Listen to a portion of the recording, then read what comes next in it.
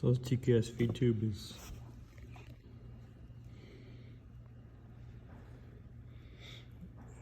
what the heck is it all? It's just dirt or something. This is that's the stuff that's coming out of it.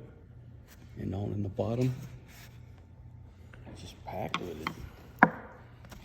I wonder if it just picks up aerodynamic Dirt and crap stuff in the air. Yeah, must have.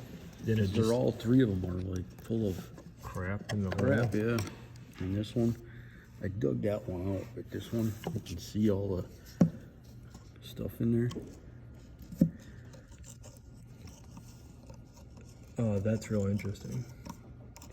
Because it, you know, it must be blocking one of the holes. The hole's blocked. This is dirt. It's just dirt. Yeah. It's not like it was a. I was thinking like a wasp in those mud dauber things, but I don't think so. Dirt. It's dirt. Or something, yeah. All three of them. One of